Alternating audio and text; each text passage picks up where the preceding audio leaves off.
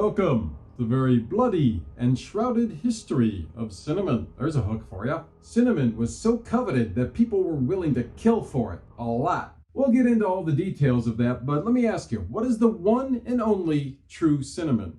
There can be only one. There are two main types of cinnamon, and both come from the bark of trees in the laurel family. Cassia cinnamon comes from China. Cassia is described in a 5,000-year-old text written by Shenong. He was the same guy who apparently invented tea. Shenong, a-nong, a-nong, a-nong, nong. Shenong, a-nong, a-nong, a-nong. Of course, from what we know, Shenong is actually mythological, but historians say that this time period does hold up. Cassia cinnamon's also the cinnamon you'll find most often in food and other products these days. That said, the third type of cinnamon, Vietnamese or Saigon cinnamon, can also commonly be found in stores as well. But the one that's considered true cinnamon is Ceylon cinnamon. It goes by two primary scientific names, but cinnamomum verum literally translates to true cinnamon. Ceylon cinnamon comes from a country that's gone by lots of different names too. But thanks to colonial takeovers by the Portuguese and British, more on those shortly, it ended up being called Ceylon. That is until 1972, when the name was officially changed to what you probably know it as Sri Lanka.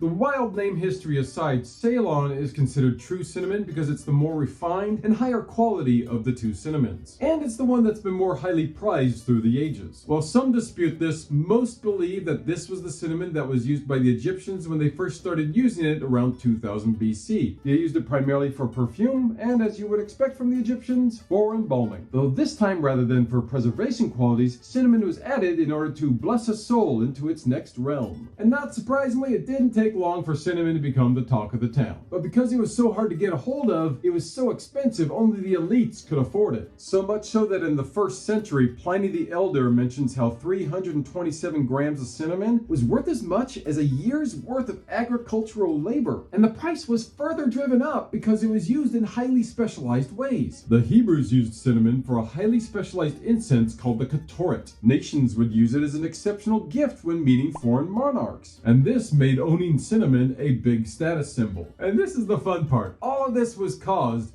by some very sneaky Arabic cinnamon traders. You see, transporting cinnamon across cumbersome land routes was very difficult to do. And no surprise, the traders didn't want anybody getting a piece of their action too. So in order to protect the value of cinnamon, these traders wrote these very fantastical stories about how hard it was to acquire cinnamon. Herodotus wrote one story where cinnamon could only be found in the nest of these enormous cinnamon birds. And some stories actually believe that these birds were phoenixes. And some of these tales say that phoenixes brought cinnamon to us from other worlds. And there are still other tales that said if a phoenix lost all of its cinnamon, it would go up in flames, never to be reborn again. On top of this, there was a completely different tale about how cinnamon could only be found in deep canyons guarded by terrifying snakes. Two more crazy theories come to us from our favorite cookie historian, Pliny the Elder. In one, he says cinnamon is traded to man by deep cave dwellers. Scary.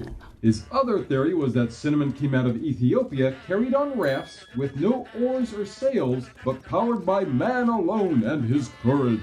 This theory was even more delusional if you believe the historians who say Pliny thought that Ethiopia was actually near India, or less delusional as that's where cinnamon actually comes from. But people didn't really buy this, did they? Yeah, they did. Hook, line, and sinker.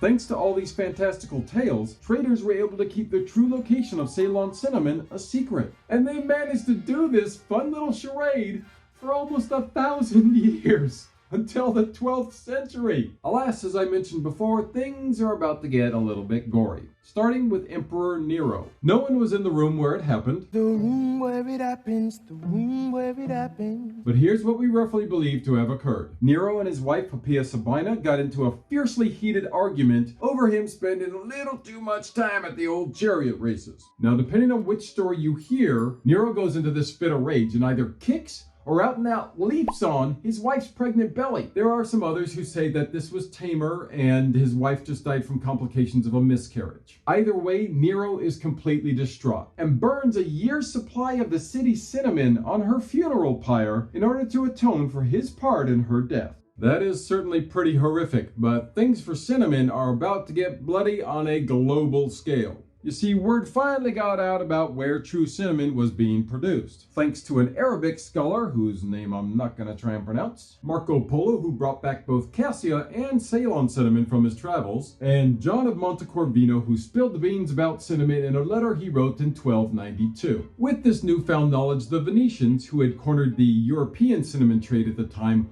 wanted to take control of things at the source, so they funded a number of expeditions to find out where cinnamon was grown, much like the Spaniards did. The most notable of these starts with Dorcas Maximus Christopher Columbus. Oh, how I hate thee. Who, after going out and finding this new land, which was already inhabited, he must have been a really smooth talker because he convinced the Spaniards to send him out again, and this time, hey, he actually did manage to find some cinnamon. And he wrote home to Queen Isabella saying, "Yes, I have found cinnamon." Then they found out the samples were a dud. This is actually because what he found was what's called wild cinnamon, and it tastes quite a bit different from real cinnamon. And unfortunately, history is still reeling from this prick's exploits. Ask me how I really feel.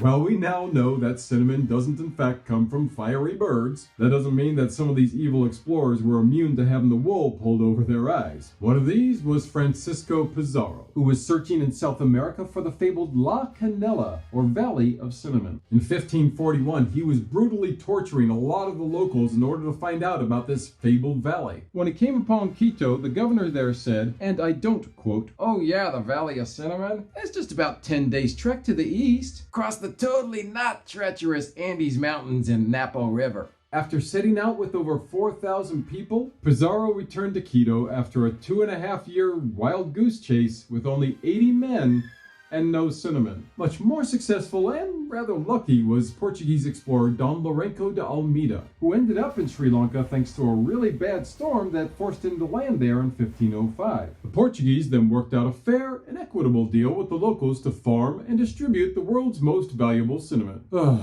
man, it sure would be nice if that's how it worked out. And all that you want to do is burn and murder stuff. Burn and murder stuff. And the Portuguese enslaved the kingdom of Kodo in order to take over the cinnamon trade. That is until they came across the ever-fearsome powerhouse country of Holland. Huh? Holland? Aren't those the guys who just sell a bunch of tulips and stuff? Well, tulip history isn't exactly all that tame either. But back in the 1600s, the Netherlands established the very nasty Dutch East India Company, and they promptly kicked Portugal's butt off of Sri Lanka by 1658. In fact, to make sure they didn't take back over, the Dutch kept battling the Portuguese until they had expunged them from the west coast of India.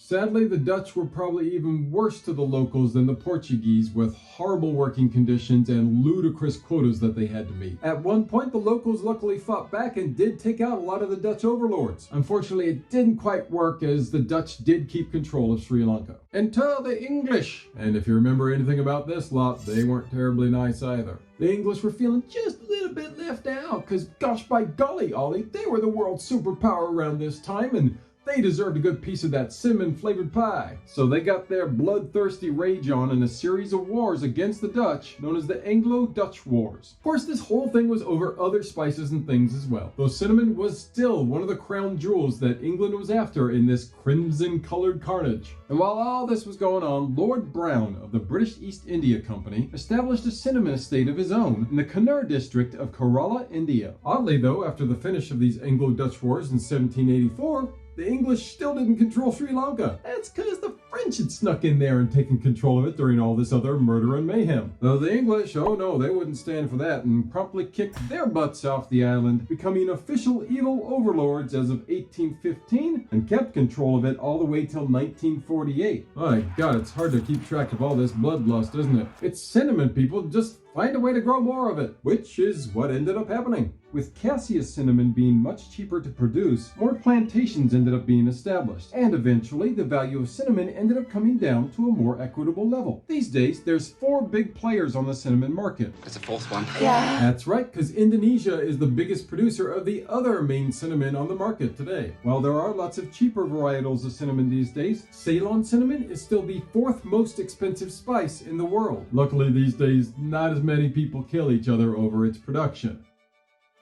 That's not to say it still doesn't happen. If you're enjoying learning about cinnamon, you're going to want to watch one of these beauties next. Please, be kind. Take care of each other. And if you get a chance, get your hands on some Ceylon cinnamon. It's definitely a different taste from cassia cinnamon. I think you'll like it. Give it a shot.